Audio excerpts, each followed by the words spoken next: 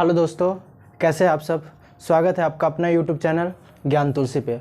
तो आज मैं फिर आ गया हूँ एक नया वीडियो लेकर के। इससे पहले मैंने हिंदी का जो भी वीडियो पढ़ाया है आप प्ले लिस्ट में जा कर के वहाँ से सारा वीडियो देख सकते हैं।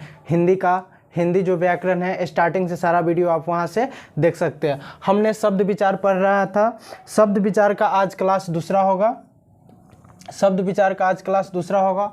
सॉरी, कुछ दिनों से मेरी तबीयत अस्वस्थ थी, इसके कारण वीडियो नहीं आ रहा था। आज से रेगुलर वीडियो आप लोग को यूट्यूब चैनल पे मिल जाएगा। तो हमने शब्द विचार का आज क्लास दूसरा पढ़ेंगे। इससे पहले मैंने एक क्लास कर लिया है, और इससे पहले अगर आपने शब्द विचार का एक क्लास नहीं देखा है तो मैं डिस्क्रिप्शन बॉक्स में इसका लिंक दे देता हूँ, आप वहाँ से देख सकते हैं। उससे पहले भी सारा हिंदी ग्रामर का जितना भी प्लेलिस्ट बना हुआ है हमारे यूट्यूब चैनल पर प्लेलिस्ट बना हुआ, अगर आप नहीं देखे तो वहाँ से देख सकते हैं। शब्द विचार में हमने पढ़ लिया था कि शब्द के उत्पत्ति के आधार पर शब्द 4 प्रकार के होता है। हमने यहाँ पढ़ चुका था कि उत्पत्ति के आधार पर शब्द 4 प्रकार के होते हैं। उत्पत्ति के आधार पर शब्द 4 प्रकार के होते हैं। इससे पहले मैंने पढ़ा था कि शब्द के आधार पे मतलब शब्द के वाक्य के आधार पर शब्द 4 प्रकार के होता है। अब मैंने पढ़ेंगे उत्पत्ति के आधार पर शब्द 4 प्रकार का होता है। उत्पत्ति के आधार पर शब्द 4 का मतलब कौन सा शब्द कैसे उत्पत्ति हुआ उसके आधार पर शब्द कितने प्रकार के होते हैं, तो 4 प्रकार के। कौन कौन से, तो एक में है तत्सम, तद्भव, देशज और विदेशज। देखिए हम पढ़ेंगे तत्सम, तद्भव, देशज और विदेशज। तत्सम, तद्भव, देशज और विदेशज। जैसे देश में बना शब्द है, जो विदेश से शब्द आया है वो शब्द कौन सा है, तत्सम से कौन सा शब्द है, तद्भव से कौन सा शब्द है, आज हम लोग यही पढ़ेंगे। तो चलिए, पहला है मेरा तत्सम।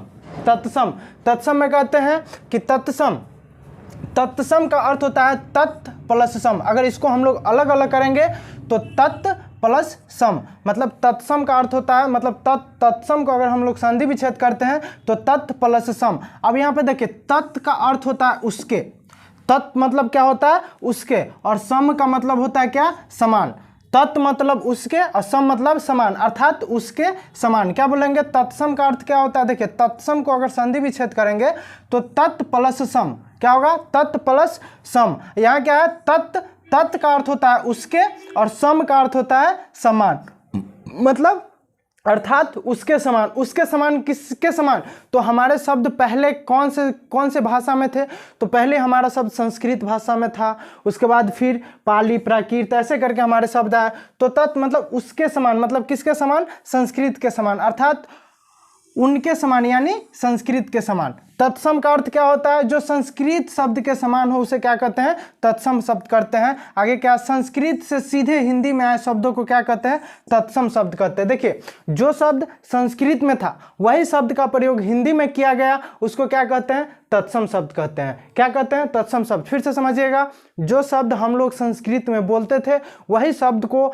हम लोग हिंदी में प्रयोग करते हैं, उसे क्या कहते हैं, तत्सम शब्द कहते हैं। एक बार फिर समझिएगा कि जो शब्द को हम लोग संस्कृत में प्रयोग करते हैं, कोई भी शब्द है उसको हम लोग जब संस्कृत में प्रयोग करते हैं उसी शब्द को हम लोग हिंदी में प्रयोग करते हैं, उसे हम क्या कहते हैं, तत्सम शब्द कहते हैं। तो तत्सम शब्द का उदाहरण क्या है, देखिए अग्नि, वायु, सूर्य, पाषाण, पुष्प, कार्य, ये सब भी अगर हम लोग संस्कृत भाषा में पढ़ेंगे तो उसका भी शब्द ऐसे ही होगा। अग्नि, वायु, सूर्य, पाषाण, पुष्प और कार्य, ये सब सारा संस्कृत का शब्द है और इस सब को हम हिंदी में भी प्रयोग करते हैं। तो ये आप फिर से समझिएगा कि जो शब्द संस्कृत से सीधे हिंदी में आया, जो शब्द संस्कृत में था उसको हम लोग हिंदी में प्रयोग करते हैं, उसे हम क्या कहते हैं, तत्सम शब्द कहते हैं। आगे है तद्भव। आगे क्या है, तद्भव शब्द। तद्भव मतलब तद्भव का अगर हम लोग संधि विच्छेद करेंगे तो तत् प्लस भव। तत् मतलब उसके और भव मतलब होना, उसके होना मतलब उससे होना। क्या, तत् मतलब उससे, भव मतलब होना, उससे होना। अब यहाँ पे परिभाषा देखिए, संस्कृत के वे शब्द जो थोड़ा परिवर्तित होकर हिंदी में आए हो तद्भव कहलाते हैं। देखिए पहले हम लोग अग्नि पढ़ते थे, अग्नि को थोड़ा परिवर्तित कर दे और सूर्य को थोड़ा परिवर्तित करके जो शब्द आया है उसे हम क्या कहते हैं, तद्भव। मतलब संस्कृत से, ये सारा संस्कृत का शब्द है, अग्नि, वायु, सूर्य, पाषाण, पुष्प, कार्य, इससे थोड़ा सा परिवर्तित होकर जो शब्द आया हो, हिंदी में आया, उसे क्या कहते हैं, तद्भव शब्द कहते हैं। या अर्थात ऐसे ले सकते हैं हम लोग, संस्कृत के वे शब्द जो पाली, प्राकृत, अपभ्रंश इत्यादि से गुजरने के कारण थोड़े परिवर्तित होकर हिंदी में आए हो, तद्भव कहलाते हैं। देखिए वैसे संस्कृत का शब्द, संस्कृत का वह शब्द, देखिए फिर से, तत्सम किसे कहते हैं, जो सीधा संस्कृत से हिंदी में आ गया उसे हम तत्सम कहते हैं।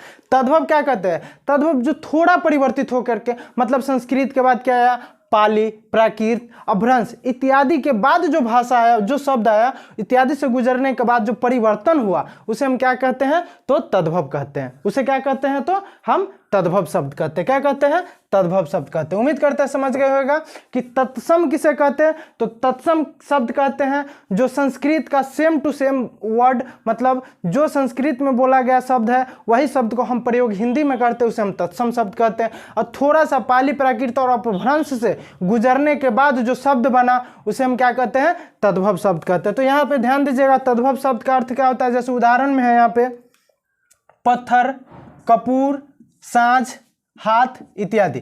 क्या है, पत्थर, कपूर, साँझ, हाथ और इत्यादि। क्या क्या है, पत्थर, कपूर, साँझ, हाथ और इत्यादि। अब यहाँ पे देखिए कुछ हमने समझाने के लिए आप लोग को यहाँ पे दिखाया है कि देखिए ये रहा संस्कृत का शब्द, अब हम लोग पाली प्राकृत में बदलेंगे। अब देखिए, और ये तद्भव।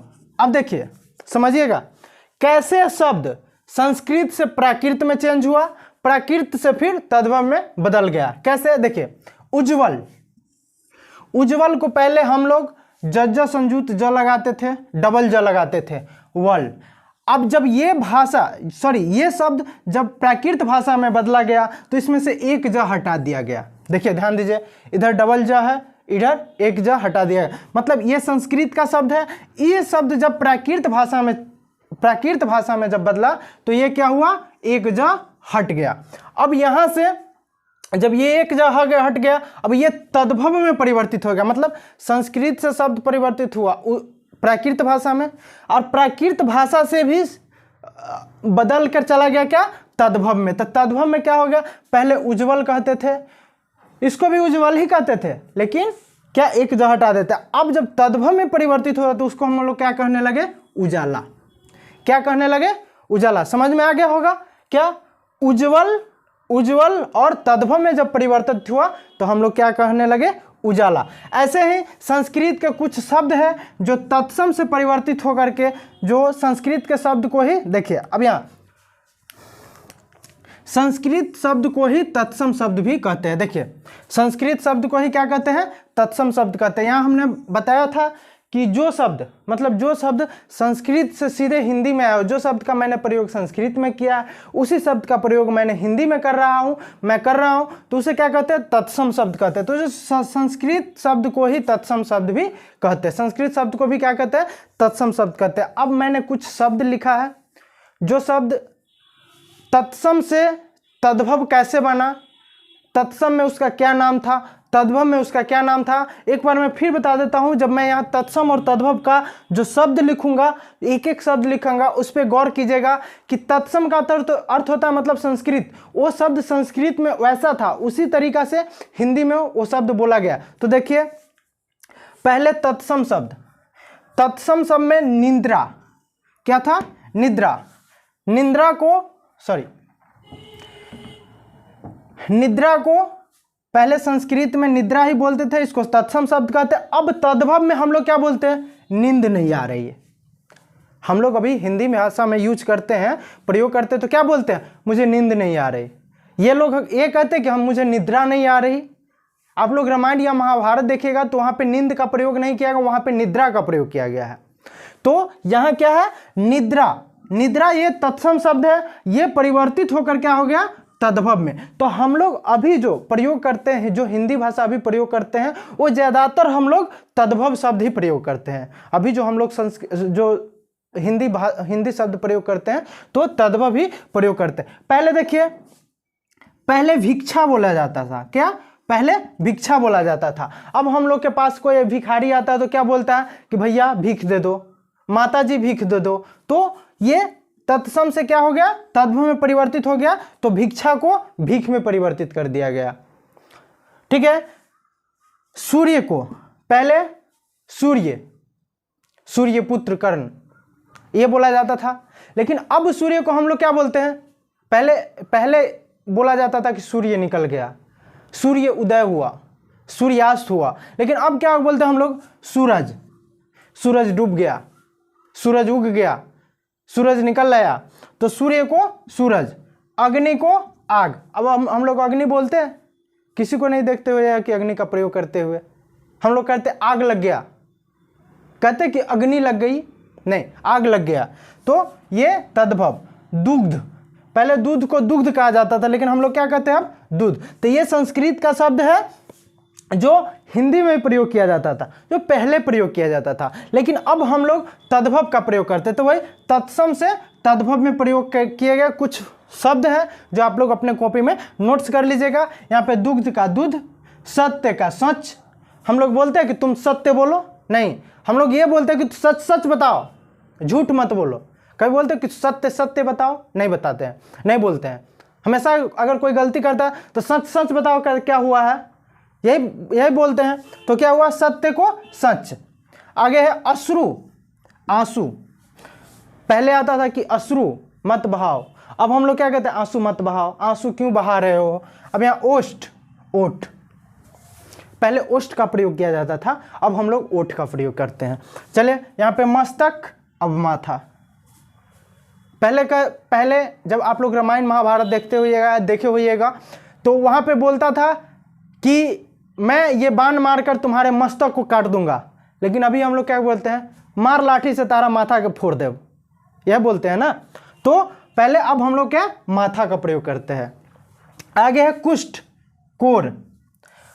एक पहले कुष्ठ रोग होता था, कुष्ठ रोग महाभारत में जो कुष्ठ रोग हो गया था धृतराष्ट्र के छोटे भाई को, पांडु को, तो उसको कुष्ठ रोग हो जाता था। अब कुष्ठ रोग को हम लोग क्या कहते हैं? कोर फूट गेलो, यही कहते हैं ठेठ भाषा में। तो ये कोर जो है हिंदी भाषा का शब्द है। ये श्रावण, अब सावन। पहले श्रावण बोला जाता था, अब सावन। तो ये शब्द जो है, ये सब तत्सम शब्द का है और ये तद्भव शब्द है। ये तत्सम शब्द है और ये थोड़ा परिवर्तित होकर के तद्भव बना है। तो ये शब्द जो है संस्कृत का भी शब्द है और उसी शब्द को तत्सम शब्द भी कहा गया है। अब परीक्षा में प्रश्न कहाँ से आते हैं वो देखिएगा। निम्नलिखित में से कौन सा तत्सम शब्द है, निम्नलिखित में से कौन सा तद्भव शब्द है, ऐसे प्रश्न आते हैं। तो ये उम्मीद करते हैं ये नोट्स आप लिख लीजिएगा, जैसे ऐसे कॉलम बना लीजिएगा, 2 कॉलम बना लीजिएगा। इस साइड लिखिएगा तत्सम शब्द और इस साइड लिखिएगा तद्भव शब्द। इस साइड तत्सम शब्द, इस साइड तद्भव शब्द लिख करके यहाँ से लेकर के यहाँ तक ये 11 गो शब्द है, आप लिख लीजिएगा। ऐसे प्रश्न आते हैं एग्जाम में। प्रश्न ऐसे ही आते हैं कि निम्नलिखित में से कौन सा तत्सम शब्द है, निम्नलिखित में से कौन सा तद्भव शब्द है। आगे मैं पढ़ाऊंगा देशज और विदेशज। इस भी एग्जाम में आएगा कि निम्नलिखित में से कौन सा देशज शब्द है, कौन विदेशज शब्द है, कौन शब्द कहाँ से आया है, कौन किस देश का शब्द है। तो ये रहा आज मेरा तत्सम और तद्भव। तो फिर मैं आगे पढ़ाऊंगा देशज और विदेशज। आगे पढ़ाऊंगा देशज और विदेशज। शब्द विचार का 2 क्लास और होगा, ये दूसरा क्लास है। 2 क्लास के बाद शब्द विचार खत्म हो जाएगा, तो हम लोग आगे बढ़ेंगे। और उम्मीद करते हैं बिहार पुलिस का फॉर्म आने वाला है सितंबर लास्ट तक। सितंबर तो लास्ट होने ही वाला है। तो आप लोग बहुत जल्द मेरे चैनल से जुड़ जाइए, क्योंकि बहुत ही जल्द, बस 2 से 3 दिन में बिहार पुलिस का टारगेट बैच आपके इसी चैनल पे स्टार्ट कर दिया जाएगा। बस एक भी प्रश्न आपसे नहीं छूटना चाहिए, ऐसा उम्मीद करेंगे और ऐसा हम लोग प्रयास करेंगे, हमारी टीम प्रयास करेगी। तो देखिए यहाँ से आप यहाँ से नोट्स बना लीजिएगा।